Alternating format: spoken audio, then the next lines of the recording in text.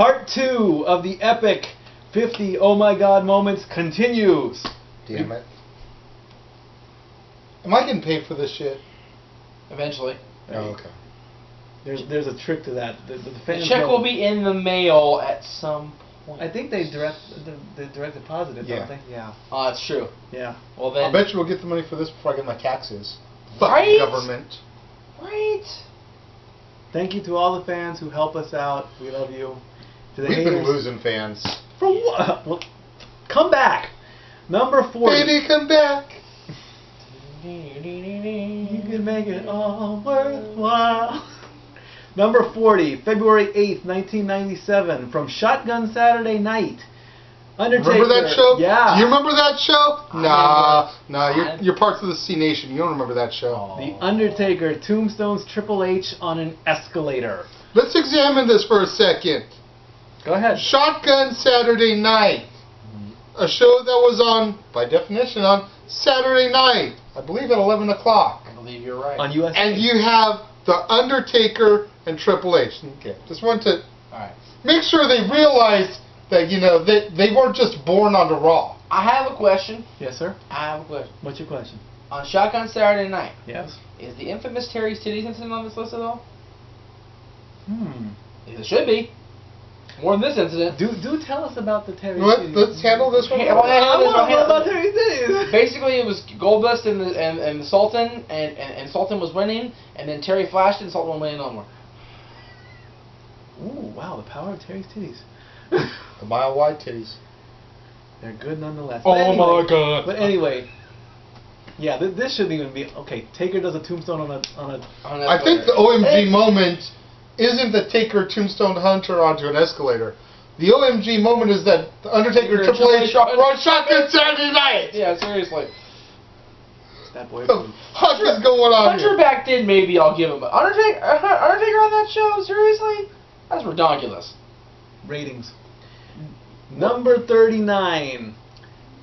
December 18th, 2005. Tim White suicides. Up from SmackDown. Tim White was one of the greatest referees, and he got injured, and he didn't know what to do. I wouldn't go so, as far as to say one of the well, greatest. he should go in the Hall of Fame. Honestly, that's what I No. think. Every week, he would shoot himself in the head, slit his wrists, lock himself into a car with carbon monoxide, drown himself in an aquarium. Let's see. But I got the greatest question of all time for you. Yes. If you had to do weekly vignettes with Josh Matthews, wouldn't you commit suicide too?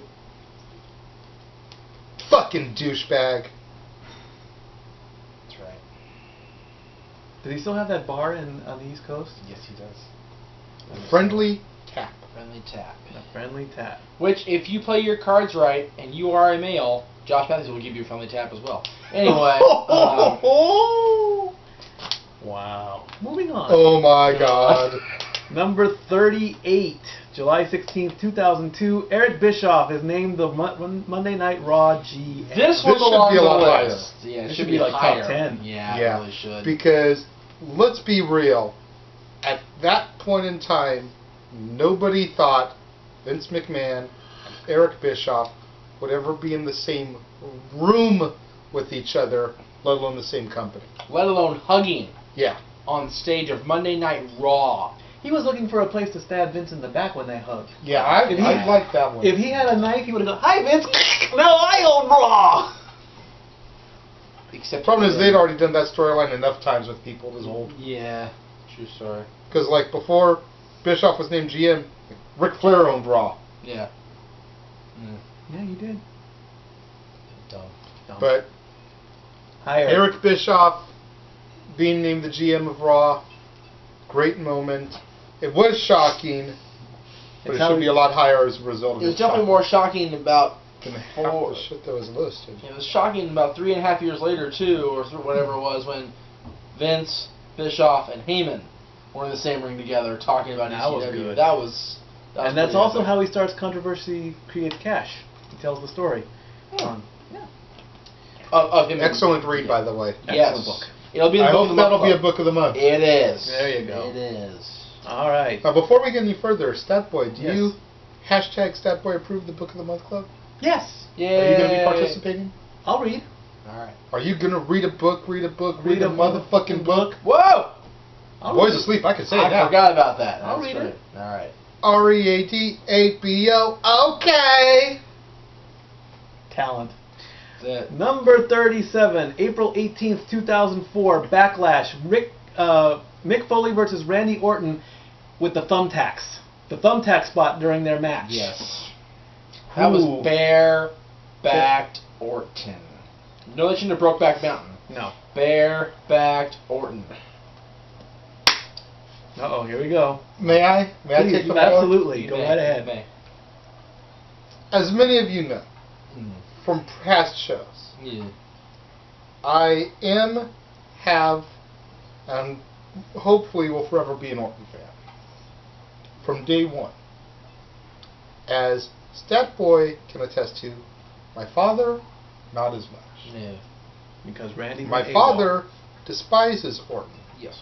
Say it one more time because I was kind of talking over you. Because Randy went AWOL from the military. Right. My dad called me at work because I was actually working during Backlash. Oh. We ordered it and taped it and everything. And he told me that son of a bitch Orton put on one of the best fucking matches he'd ever seen. Way to go, Pop. That is, to this day, Mick Foley's favorite match of his. That night, in my opinion, is what started the build towards Randy Orton, youngest world heavyweight champion. I would agree. Yes, it was. That match defined Orton, and dare I say, still defines Orton. I'd agree with that. Way to go, Randy. Should be higher because it's thumbtacks. That's what I think. I lift my hat to you, Randall. All right, number 36. April 26, 1999. Stephanie's Unholy Matrimony. Another great one. This should be top 10. Yep. The black wedding, as it were.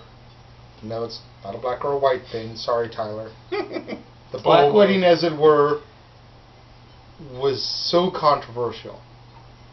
Such must-see TV. Me and Jeff were actually talking about this the other day. Yes, we were.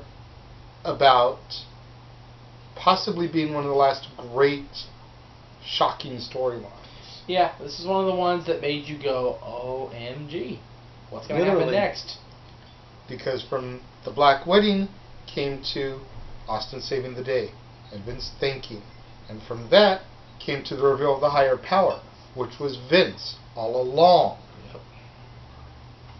Vince What? Vince was the mastermind behind the ministry all along. Which means that Vince was the mastermind behind Stephanie's kidnapping and the black wedding all along. Now, Which makes him a bastard. Was the black wedding taken off of the Raven Sandman crucifying incident, or was it the other way around? Raven Sandman was like 95, so yeah. Maybe that's honestly, there's a difference between crucifying, where you're actually like tying the guy up to a cross, like a wooden cross, and like having like a halo of barbed wire, like Jesus had a halo on his face, head. Stephanie and Austin were tied to crosses, not with Austin being tied to the Undertaker symbol and being raised in the air mimicked the Raven Sandman thing. Yes. Stephanie being tied to the cross to be married, not as much. Was to simply to tie her down. Yeah, because you knew she wasn't going to go willingly. No. We had to restrain a bitch. At the time, she was not liking being tied down. Nowadays, I don't know. Hunter, how's she like it now? Just curious. Who knows? That's right. Number 35, April 28, 1996. Diesel takes Mad Dog Vachon's leg and uses it as a weapon in your house. Diesel, you did that. Bad kitty. Where's that kitty? He's in the back. Guardian the boy. Yeah. That moment is a whatever moment. I mean, Compared to the things now, I mean, granted, that was the first really like no holds barred hardcore style match WWF put on, but nowadays it's kind of like, okay. And it was done later, I think, better when Piper and Sean O'Hare pulled Zach Gowen's leg. Yeah. I think King actually did it too in an episode of King's Court. I think he actually pulled the leg. I think he did too. I think he did too. Anyway. And then the joke, of course, Mad Dog Vachon doesn't have a leg to stand on. Well, and Zach Gowen was a one-legged man in an ass-kicking contest. There you go. That's right. All the jokes. Number 30. Number 34. From you said 1980 something. Let me see. Which one? Piper shaves the Haiti Kid. 86. Because it was pre-WrestleMania 2. Piper shaves the Haiti Kid. Head. Shaves his head. Let's make that clear. Because he's shaving the whole Haiti Kid. We got some seriously not must-see TV no more. Haiti Kid, little bitty midget, little back, bad.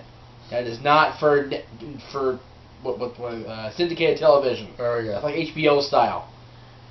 Yes. Shaved the mohawk into the Haiti Kid's head to make him look like his hero, Mr. T. And then he ended up in the corner of Mr. T anyway at WrestleMania 2, along with Joe Frazier. Down, Joe Frazier. Smoking Joe was in Mr. T's corner. Dear Joe Frazier. Down goes Frazier! Down goes Frazier! That's his hardcore sell. But which one? Everybody talk about Joe. Oh! Everybody talk about Joe Frazier. Don't talk about Joe Frazier. Everybody saying how fast Joe Frazier is. He can be in his bedroom, turn out the lights, be in the bed before the dawn gets dark. That's how fast Joe Frazier is. Oh yeah. That's Billy Crystal doing Joe Frazier for the road. Very good. Thank you for bringing that up. Joe Frazier. Hashtag stop boy. So the Haiti Kid got his head shaved by Hot Rod.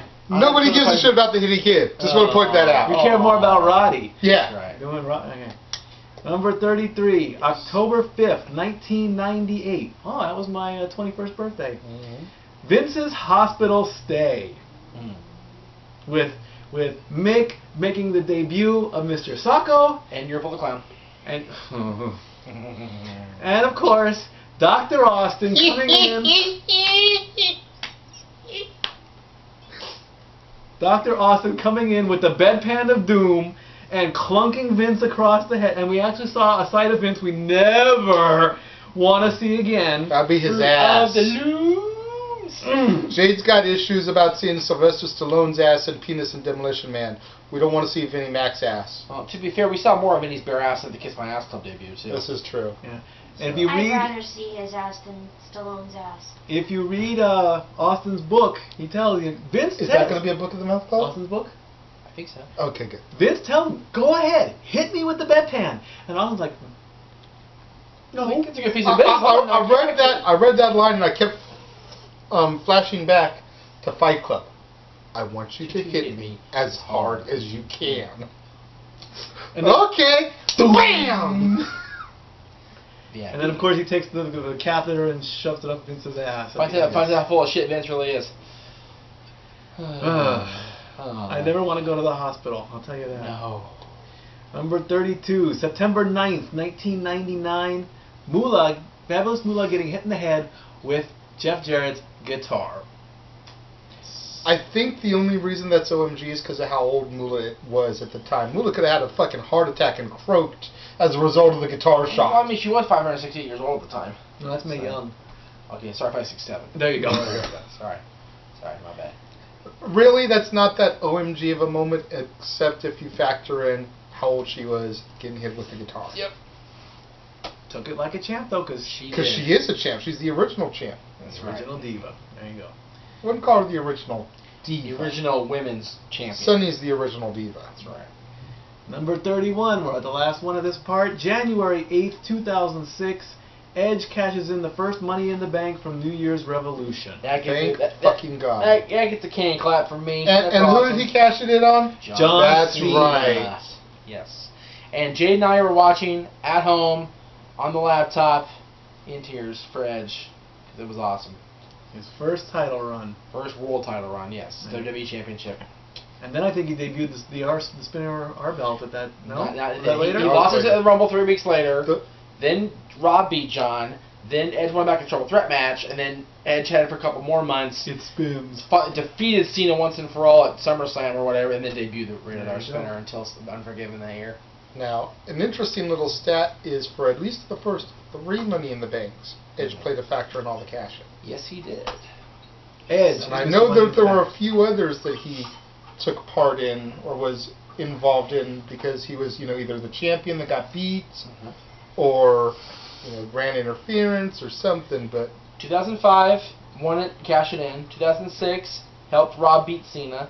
2007, beat Kennedy and then cashed in the Undertaker. 2008 was cashing on by CM Punk. 2009, lost the belt to Jeff Hardy, and then Punk cashed it on Jeff Hardy. That boy approved. 2010 destroyed Chris Jericho, and then Jack Swagger cashed in on Jericho. So everything except last year. I'll cash it in at WrestleMania. Yeah, right. Way to go, Brian. Hey. Don't get just started about Brian. Hey. I don't give a damn. He knew that wasn't a guarantee. He won the main event at WrestleMania. You hold on to the title. You hold on to the money in the bank. I don't think he will. We've got 30 to go. Keep on watching. We'll be back.